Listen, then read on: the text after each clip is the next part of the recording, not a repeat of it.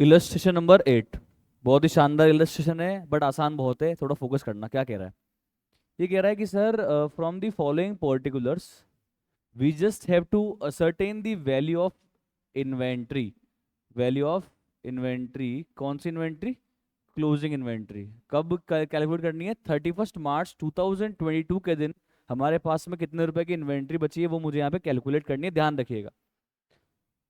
ये जो साल है ये स्टार्ट कब हुआ होगा? 1 अप्रैल 2021, उस दिन की ओपनिंग स्टॉक, मेरे को ओपनिंग इन्वेंट्री यहाँ पे दी हुई है। साल भर की परचेजेस मुझे यहाँ पे दे रखी है। साल भर के मैन्युफैक्चरिंग एक्सपेंसेस मुझे यहाँ पे दे रखे हैं। साल भर के सेलिंग एक्सपेंस, साल भर का एडमिनिस्ट्रेटिव एक्सपेंस, साल भर का फाइनेंशियल चार्जेस, साल भर की सेल्स मुझे यहाँ पे दी हुई है। ठीक है।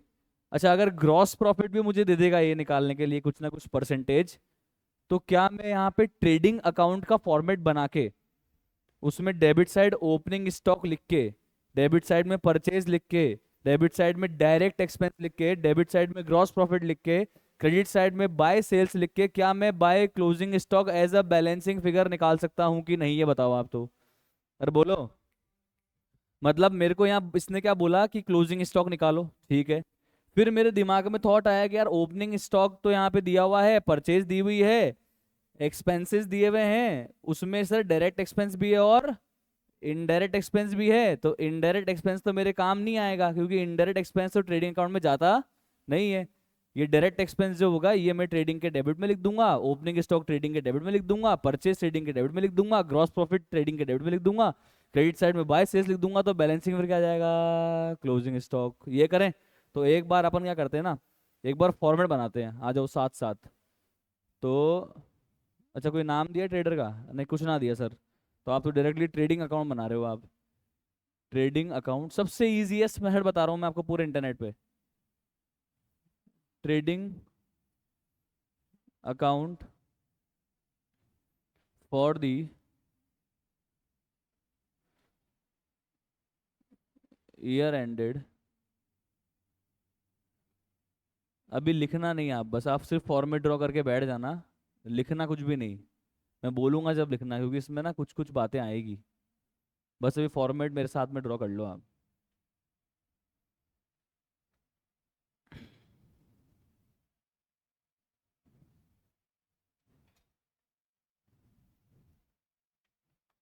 क्या ट्रेडिंग अकाउंट में डेट का कॉलम बनता है क्या? नहीं बनता, क्योंकि सर हम लोग बनाते ही किस दिन है ट्रेडिंग अकाउंट को? ईयर के एंड पे, तो डेट का कॉलम अलग से डालने की कोई जरूरत नहीं होती। ठीक है। ये बन गया मेरे ट्रेडिंग का फॉर्मेट।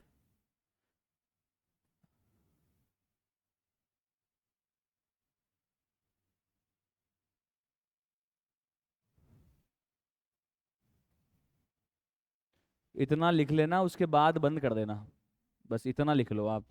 अब पेन डाउन कर दो, आप सब भी पेन डाउन कर दो। ठीक है। अब देखो, जो जो मुझे दिया है ना मैं वो यहाँ लिखता हूँ, फीडिंग कर रहा हूँ डेटा की। लिखना मत अभी। बताओ ट्रेडिंग के किस साइड पे ओपनिंग स्टॉक आएगा? डेबिट या क्रेडिट? Debit side. क्या लिखूं? टू ओपनिंग स्टॉक या टू ओपनिंग इन्वेंट्री? ठीक है। To opening inventory. हाँ जी, कितना रुपए दिया है? 1 लाख।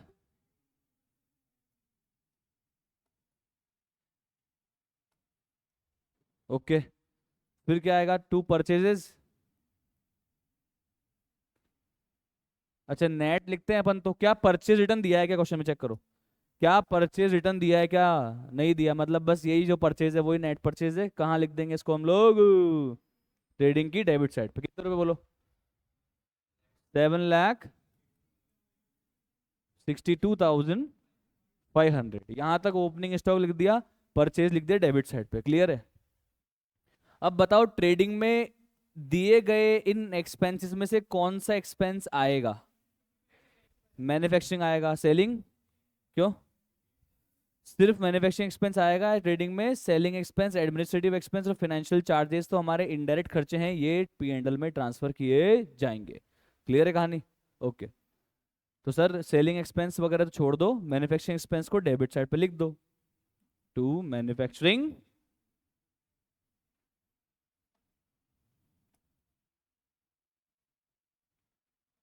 हाँ, कम ऑन कितना है? 1,50,000। क्या क्या किया अभी तक? ओपनिंग स्टॉक लिख दिया, परचेज लिख दी, डायरेक्ट एक्सपेंस लिख दिया। अब बस यहाँ अगर मैं ग्रॉस प्रॉफिट कैलकुलेट कर पाया और यहाँ सेल्स लिखी हुई दी हुई है मेरे को, तो बचा हुआ क्या आ जाएगा? Closing stock. क्या आ जाएगा कमॉन? Closing stock. ये कहानी है ना। तो मुझे ये तो पता है कि यहाँ क्या आने वाला है, ग्रॉस प्रॉफिट। क्या आने वाला है कमॉन? Gross profit. अब वो कैसे निकालेगा? तो हो सकता है ना देगा मुझे कि ग्रॉस प्रॉफिट सेल्स पे फलाना परसेंट है, कल तो पढ़ाया था आपको। हेलो। तो उस परसेंट को अप्लाई करके जीपी निकाल देंगे, क्या दिक्कत है कि नहीं? चलो। तो देखो, अभी जीपी कितना है मैंने नहीं पढ़ा, मैं जगह छोड़ दिया यहाँ पे अभी। ठीक है, निकाल दूंगा मैं, पहले जो पता है वो लिख रहा हूँ। चलो ये बताओ मुझे तो आप, सेल्स कितने की दी हुई है आपको? 12,45,000। अब बस बताओ मेरे को, क्या अगर मैं यहाँ पे निकाल लूँ तो मेरा क्लोजिंग स्टॉक आ जाएगा? बस ये जीपी में निकाल लूंगा ना, उसके बाद मैं क्या कर दूंगा इसको यहाँ पे, बैलेंसिंग फिगर से ही मैं क्या निकाल पाऊंगा आराम से? क्लोजिंग स्टॉक या क्लोजिंग इन्वेंट्री। बताओ मेरा पहला टास्क क्या होने वाला है अब? बताओ what is my task now? Just to calculate the GP. अगर मैं ये जीपी कैलकुलेट कर पाया, डेबिट साइड टोटल करके सेल्स माइनस कर देंगे, क्या आ जाएगा? Closing inventory. ये बोलो क्लियर? यहां तक कोई भी डाउट है? 11th क्लास के बच्चों वाला इलस्ट्रेशन है, ठीक है। अब थोड़ा सा इसमें कुछ नई चीज करके दी हुई है, उसको पढ़ते हैं, बहुत आसान है, समझ में आ जाएगी, देखना ध्यान से। अब ये बोल रहा है कि जब हमने लास्ट ईयर, अच्छा अपना वाला ईयर कौन सा है पहले तो मुझे ये बता दो सिर्फ आप। देखो मैं सिर्फ समझाने की बात करूंगा अभी, है ना, लिखना कुछ भी मत। अपना वाला ईयर है 1 अप्रैल 21 टू 31 मार्च 22। यस और नो? यही है? श्योर? कंफर्म? ये डेट पे स्टॉक हो गई अपने लिए ओपनिंग इन्वेंट्री, ये डेट पे स्टॉक हमारे लिए हो गई क्लोजिंग इन्वेंट्री, और ये मुझे कैलकुलेट करनी है। ये तो दी हुई है और ये कैलकुलेट करनी है। ये कहानी है। ये क्या बोल रहा है आप देखो, ये बोल रहा है कि जब हमने लास्ट ईयर इन्वेंट्री को वैल्यू किया था, लास्ट ईयर वैल्यू किया था, लास्ट ईयर मतलब इस डेट पे ना, अरे यहाँ पे ना भाई, अरे तो जो लास्ट ईयर क्लोजिंग इन्वेंट्री होगी वही तो इस साल की क्या होगी? Opening inventory. ओके। तो बोल रहा है कि जब लास्ट ईयर हमने इन्वेंट्री को वैल्यू किया था ना बच्चों, तब हमारे पास ना, ऐसा मानो हमारे पास में है ना दो आइटम थे। बताता हूँ मैं कैसे, दो कैसे आएगा ये बताता हूँ। अब सिर्फ मैं जो कह रहा हूँ उतने पे दिमाग लगाना अभी हाल फिलहाल, बाकी ज्यादा दिमाग नहीं लगाने का आपको। अपने पास है ना दो आइटम थे, एक तो आइटम 1 था और एक आइटम 2 था। लास्ट ईयर, अभी नहीं, लास्ट ईयर। आइटम 1 की कॉस्ट थी 1,10,000। कह रहा हूँ वो करना समझना, बस आपको पंचायत ही नहीं करनी, कैसे आया पता नहीं, बस अभी जो कह रहा हूँ वो देखो आप। और आइटम 2 की कॉस्ट थी 50,000। ठीक है, मैं आपको दे रहा हूँ ये फिगर, दो अलग अलग आइटम है। आइटम 1 की मान लो आपको एनआरवी दी हुई होती, कुछ भी मतलब ये मान लो 1,20,000 दे दी मान लो आइटम 1 की आपको एनआरवी, और आइटम 2 की एनआरवी आपको दे दी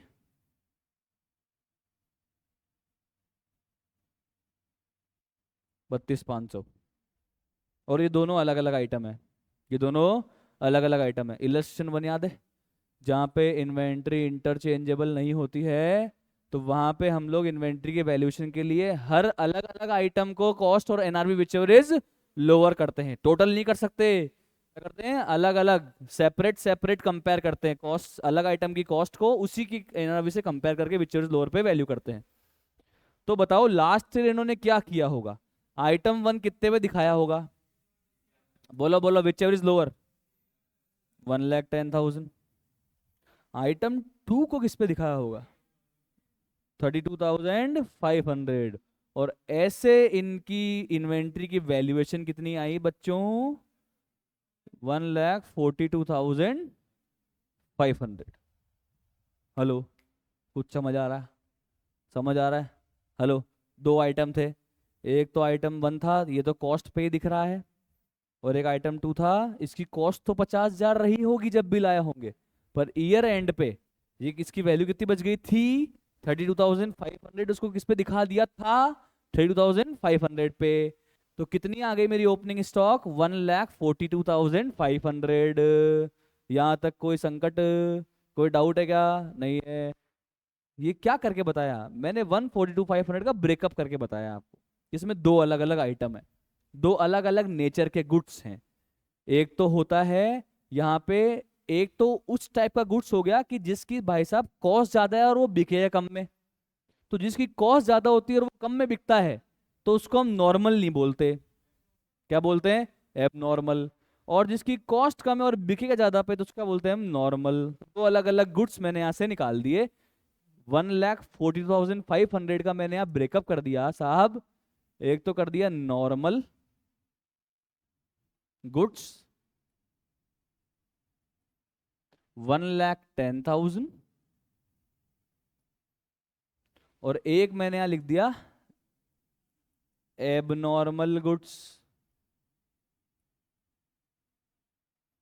32,500। तो टोटल कितने आ गए बच्चों? 1,42,500।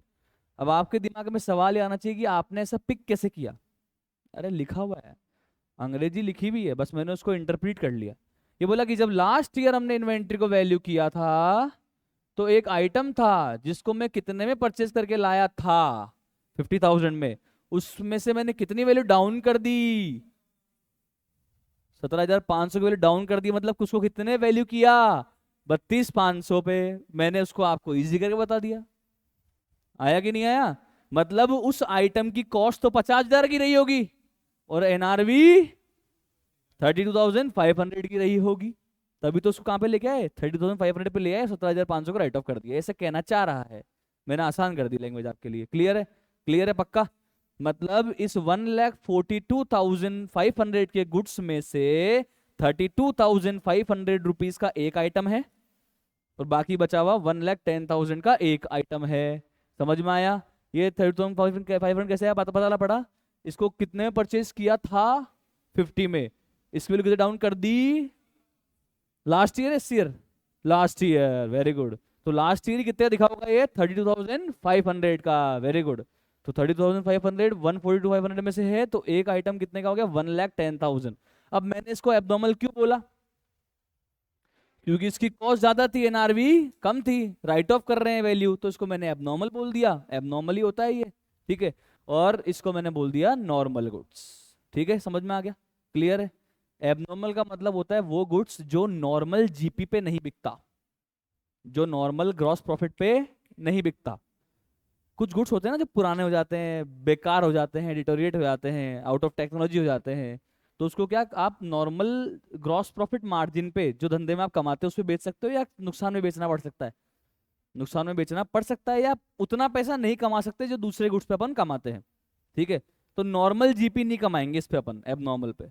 इस पे एबनॉर्मल जीपी कमाएंगे, एबनॉर्मल जीएल हो सकता है, लॉस भी हो सकता है। समझ में आ रहा है? क्लियर है? पक्की बात? श्योर है? तो क्या अभी कभी भी आप बेकार माल परचेज करोगे क्या? ये बताओ। कभी आप एबनॉर्मल गुड्स परचेज कर सकते हो या नॉर्मल गुड्स परचेज करोगे? नॉर्मल गुड्स ही परचेज करेंगे।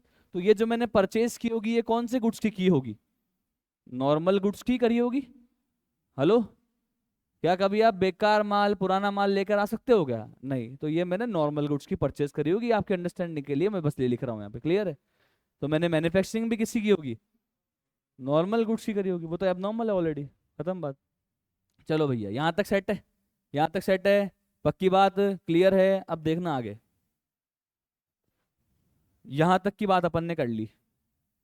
अभी देखो क्या बोल रहा है। अब आगे है लाइन, फोकस करना स्क्रीन पे सिर्फ और सिर्फ। बच्चों को बहुत डाउट आता है इसके अंदर पूरे इंडिया में। बोल रहा है कि जो आइटम वो था ना लास्ट ईयर वाला 50,000 का था, उसको 17,500 पे कम करके 32,500 पे लेकर आए, उस आइटम को हमने इस साल बेचा है। इस साल बेचा है, इस साल बेचा है। इस साल, इस साल मतलब 21, 22, वेरी गुड। कितने में बेचा है? ओके, टोटल सेल्स कितनी दी है बच्चों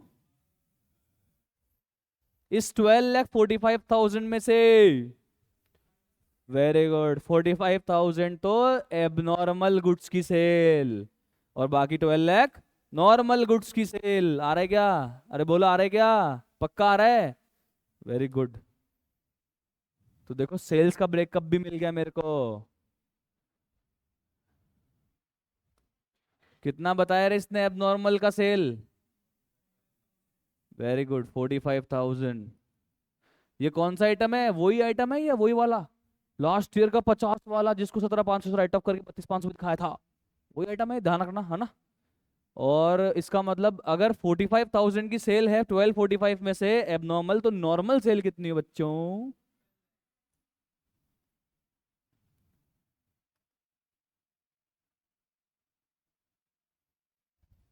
ब्रेकअप समझ में आ रहे?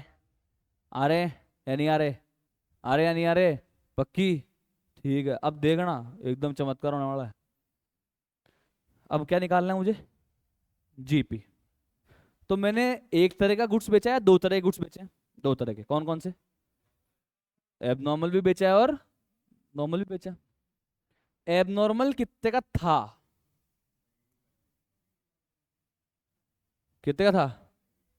बेचा कितने में? कितना पैसा कमाया? दिख तो रहा है कितने का था? 50 का था ना? अरे 50 का गया था ये लेने। लास्ट ईयर 17,500 का लॉस मैंने बुक कर लिया है कम वैल्यू करके ऑलरेडी। ओपनिंग में तो 32,500 का था। कितने में बेचा? कितने का प्रॉफिट हुआ? बस समझ में आ रहा है? कोई रेट चाहिए क्या निकालने के लिए प्रॉफिट? ये साफ साफ दिख रहा है? हाँ यार दिख रहा है, फिर क्या मतलब। समझ में आया क्या आपको? ये बताओ। अरे बोलो भाई। ये एकदम अटमोस्ट क्लैरिटी दे रहा हूँ मैं आपको। ओके, आ जाओ। तो मैं यहाँ लिखता हूँ ब्रेकअप, वही तो ग्रॉस प्रॉफिट में ब्रेकअप बना रहा हूँ। एबनॉर्मल गुड्स पे जीपी कितना हुआ रे? 45,000 पे सेल किया बच्चों, कितने की चीज को? 32,500 की चीज को। तो कितना प्रॉफिट हुआ बच्चों? 12,500। कोई डाउट? कोई डाउट? अब कौन से गुड्स बचे हैं? तो उसको बेचा होगा तो उस पे भी जीपी तो हुआ ही होगा, या जीपी नहीं हुआ होगा? बिना प्रॉफिट के बेचते हो क्या भाई?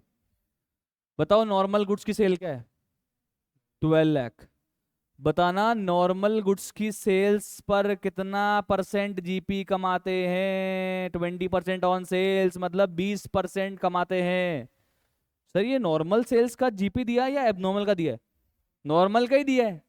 एबनॉर्मल की कोई जीपी का फिक्स परसेंट होता ही नहीं है, और उसने साफ साफ बोला है कि ऊपर वाले ट्रांजेक्शन के अलावा जितनी भी सेल हमने करी है, ऊपर वाले ट्रांजेक्शन के अलावा मतलब एबनॉर्मल गुड्स के अलावा, अदर देन एबनॉर्मल गुड्स, जितनी भी सेल करी है, मतलब नॉर्मल गुड्स की जो सेल करी है उस पर कितना जीपी कमाया बच्चों? 20%। आ रहा है कि नहीं आ रहा है? पक्की बात? तो बताओ नॉर्मल गुड्स की सेल्स कितनी थी? 12 लाख। 12 लाख का 20% करना बच्चों।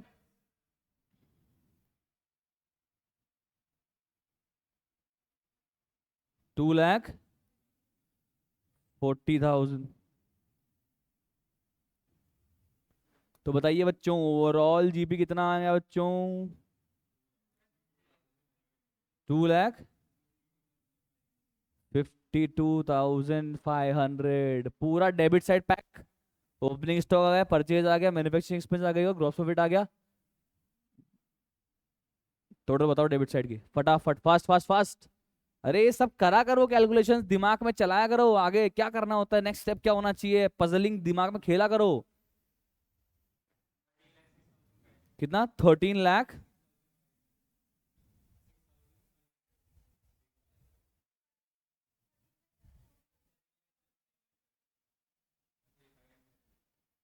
ओके चलो, माइनस करो 13,07,500 में से 12,45,000 को।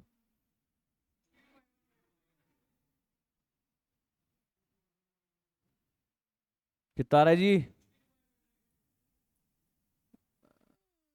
ये क्या हो गया बताओ? Closing inventory. मजा आया कि नहीं आया बताओ? अरे बोलो। आंसर समझ में आया कि नहीं? कैसे किया, समझ में आया? आसान है, हार्ड है? भयंकर आसान है, पर फिर भी बोल रहा हूँ, पूरे इंडिया में इस क्वेश्चन में बच्चे अटकते हैं, पता नहीं क्यों। एक तो इस इलस्ट्रेशन में अटकते हैं बहुत भयंकर, और एक बैक क्वेश्चन 4 दिया हुआ है, उसमें ऐसा बेइंतहा अटकेंगे भाई, मतलब समझ ही नहीं आता उनको क्या करना है। एक तो बैक क्वेश्चन 4, और एक इलस्ट्रेशन नंबर 9 अभी नया ऐड हुआ है, समझ नहीं आता बच्चों को क्या करना है भाई। मतलब मेजरली बोल रहा हूँ, मेजरली। तो मैं समझाऊंगा, मैं हूँ आपके साथ, आपको भी समझाएंगे। ठीक है। ये लो, तो इलस्ट्रेशन नंबर 8 समझ लिया, इसको फटाफट से कॉपी में लिखो, उसके बाद नेक्स्ट इलस्ट्रेशन में चलते हैं।